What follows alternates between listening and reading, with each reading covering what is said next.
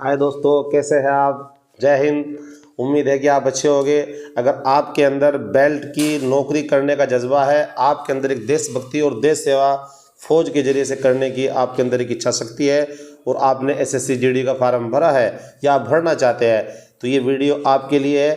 पूरी जानकारी के लिए वीडियो को देखते रहिए। मेरे दोस्तों, बात कर रहे थे हम एसएससी जीडी की, general duty staff selection commission general duty के तहत हमारे जो क्या कांस्टेबल रखे जाते हैं paramilitary force, BSF, CISF, CRPF के अंदर, आरआरएफ के अंदर, आईटीबीपी के अंदर जो कांस्टेबल रखे जाते हैं, उसकी भर्ती एसएससी जीडी के थ्रू की जाती है। तो दोस्तों, इसका सबसे पहले आपको एक पैटर्न समझना पड़ेगा कि एग्ज़ाम किस तरह का होगा।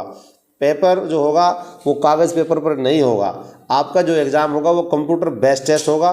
स्क्रीन पर आपके सामने प्रश्न आते रहेंगे, क्वेश्चन आते रहेंगे, आपको टिक करना है। सही सवालों के सही जवाब आपको टिक करने हैं मेरे दोस्तों।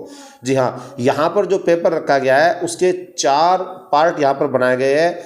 पार्ट ए में जनरल इंटेलिजेंस एंड रीजनिंग, सामान्य बुद्धिमत्ता और रीजनिंग लॉजिक की बात करते हैं तो 20 सवाल है, जिनके लिए यहाँ पर 40 नंबर निर्धारित किए गए हैं। जनरल नॉलेज और जनरल अवेयरनेस, सामान्य जागरूकता की अगर बात करते हैं तो यहाँ पर 20 क्वेश्चन उसके हैं और उसके लिए 40 मार्क्स रखे गए हैं।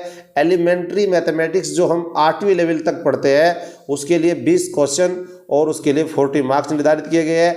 इंग्लिश और हिंदी, जी हाँ, ये 2 लैंग्वेज है, इंग्लिश या हिंदी में से जो आपको एक लैंग्वेज अच्छी लगती है आप उसको सिलेक्ट कीजिए। उसके लिए आपको 20 क्वेश्चन आपको दिए जाएंगे, जिनके लिए 40 मार्क्स निर्धारित किए गए हैं। यानी कुल मिलाकर 60 मिनट में आपको ये पेपर सोल्व करना पड़ेगा।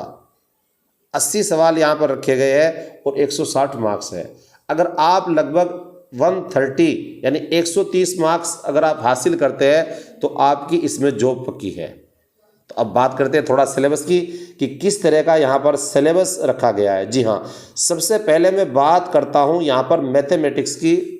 जी हाँ, मैथमेटिक्स, इसके लिए मैं आपको रिकमेंड करूँगा कि आप आर.एस. अग्रवाल की एक बुक आती है, लाल बुक, मैथ छोटा मैथ के नाम से एक बुक आती है, आप उसमें देखिए। सबसे पहले यहाँ पर जो चैप्टर का नाम है वो है संख्या पद्धति, जिसको हम नंबर सिस्टम बोलते हैं। अंकगणित की शुरुआत यहीं पर होती है कि हमारे पास में जो नंबर सिस्टम है उसमें नेचुरल नंबर, प्राकृतिक नंबर क्या है, या भाज्य क्या है, अभाज्य क्या है, इवन ऑड क्या है, सम विषम संख्या क्या होती है, इस तरह का ये चैप्टर होता है। इसके बाद होता है यहाँ पर डेसिमल एंड फ्रैक्शन, यानी कि जिसको बोलते हैं हम दशमलव और अनुपात। दशमलव और अनुपात ये भी एक चैप्टर है यहाँ पर। और मेरे दोस्तों, यहाँ पर एलसीएम और एचसीएफ, जिनको हम लैसे और मैसे बोलते हैं, आपने खूब पढ़े होंगे लैसे और मैसे के सवाल।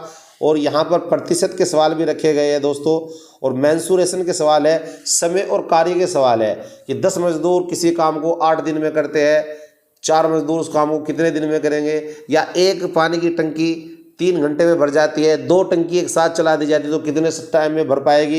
इस तरह के सवाल यहाँ पर रखे गए हैं। समय के टाइम जिसको हम बोलते हैं, टाइम एंड वर्क जिसको बोलते हैं। इसी तरीके से बात करते हैं सामान्य ज्ञान की, तो सामान्य ज्ञान पर यहाँ पर इंडियन हिस्ट्री यानी कि भारतीय इतिहास को लिया गया है। भारतीय इतिहास में 2 चीज़ें हैं हमारे यहाँ पे, एक 1857 से बाद की बातें हैं और एक 1857 से पहले की बातें हैं। तो ज़्यादातर यहाँ पर जो है जंग आज़ादी की लड़ाई में जो रोल रहे हैं हमारे बड़े नेताओं के, स्वतंत्रता सेनानियों के, उसके बारे में यहाँ पर पूछा जाता है। और भारतीय राजनीति और प्रशासन की बात करते हैं तो इंडियन पॉलिटी, यानी हमारी जैसे संसद है वो कितने भागों से मिलकर बनी है, लोकसभा, राज्यसभा और राष्ट्रपति, ये 3 राष्ट्रपति भी संसद के अभिन्न अंग होते हैं। तो इसी तरीके से हमारी जो राज्य व्यवस्था है, चाहे वो राज्य व्यवस्था हो, स्टेट की हो या सेंटर की हो, इनके बारे में पढ़ना और एडमिनिस्ट्रेशन के बारे में पढ़ा जाता है। और भारतीय अर्थव्यवस्था, इंडियन इकोनॉमी के बारे में बात की जाती है कि हमारे पास में जो बड़ी कंपनियां हैं, जैसे जिसे हम भारत रत्ना या महारत्ना कंपनी जिनको हम बोलते हैं, वो किस तरह की कंपनी होती है, महंगाई किस तरीके से कंट्रोल की जाती है, रेपो रेट और रिवर्स रेपो रेट क्या होती है, इस तरीके से जो टूल है बजट के, वो इसमें पढ़ने को आपको मिलेंगे। भारतीय इसको बोलते हैं हम अर्थव्यवस्था। जी हाँ, अब बात करते हैं हम इंडियन कल्चर और आर्ट की। किस तरीके के मंदिरों की शैली है, हमारे यहाँ पर किस तरह की गुम्बद बनाई गई थी, शाहजहाँ के दौर में किस तरह की गुम्बद बनाई जाती थी, कुतुब मीनार की संरचना में किस तरीके की फिटिंग है यहाँ मेरे दोस्तों, तो ये हमको भारतीय शैली और कला में पढ़ने को मिलेगा। और इसी तरीके से जो आज के टाइम में नेशनल और इंटरनेशनल, राष्ट्रीय और अंतर्राष्ट्रीय महत्व की जो खबरें आ रही है, यानी करंट अफेयर जिनको बोलते हैं, वो भी हम इसी के तहत पढ़ेंगे। तो इसके लिए हमें थोड़ा बहुत इसमें इंडियन ज्योग्राफी भी पढ़ने को मिलता है। 10th लेवल की ये भर्ती है, तो जाहिर सी बात है कि इसमें 12th लेवल का नहीं पूछा जाता है। तो अगर आप 6ठी से लेकर 8वीं तक जनरल स्टडी, मैथ और अपना साइंस को अच्छे से पढ़ लेते हैं तो इसमें आपका सिलेक्शन पक्का है। इसके बाद जब आप इसको क्वालिफाई करेंगे, 160 में से लगभग 130 मार्क्स अगर आपके आ जाते हैं, आप इसको क्वालिफाई करते हैं, तो इसके बाद में आपका होगा फिजिकल एफिशिएंसी टेस्ट, पेट जिसको बोलता है। उसमें आपको दौड़ना पड़ेगा, एक दौड़ लगानी पड़ेगी, निर्धारित समय में निर्धारित जो डिस्टेंस है उसको कवर करना पड़ेगा। और यहाँ पे लॉन्ग जंप होती है और हाई जंप होती है।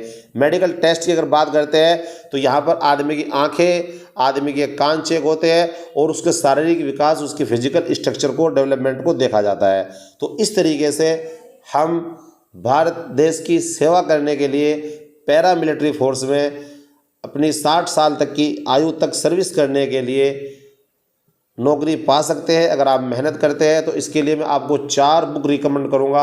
सबसे पहले आप इसके लिए सामान्य अध्ययन की बात करते हैं तो ल्यूसेंट की एक बहुत ही अच्छी बुक आती है जिसमें सामान्य अध्ययन को कवर किया जाता है। और ल्यूसेंट की आप हिंदी पढ़िए, अगर आपको हिंदी पर पकड़ है तो आप हिंदी पढ़िए। मोस्टली ग्रामीण क्षेत्र के स्टूडेंट को मेरे हिसाब से तो हिंदी ही लेनी चाहिए यहाँ पर। अगर आपकी इंग्लिश अच्छी है तो इंग्लिश भी ले सकते हैं। इंग्लिश के लिए आप ल्यूसेंट की आप बुक ले सकते हैं, जो नीतू मैम की एक बुक आती है इंग्लिश की, इंग्लिश ग्रामर की, आप उसको लीजिए। और बात करते हैं अर्थमेटिक की तो RS अग्रवाल का मैथ आपके लिए सफिशिएंट है। रीजनिंग और इंटेलिजेंस की अगर बात करते हैं तो उपकार की एक छोटी बुक आती है जिसको आप पढ़िए और मेहनत कीजिए। दोस्तों, अगर आपने इस साल फार्म भरा है तो ये जनवरी या फरवरी के बीच में एग्ज़ाम होगा, और अगर आप अगले साल फार्म भरेगा तो आप इसकी अभी से तैयारी कीजिए और कामयाब होइए। देश सेवा करिए, अपना और अपने परिवार का मान सम्मान समाज के अंदर बढ़ाइए। जय हिंद।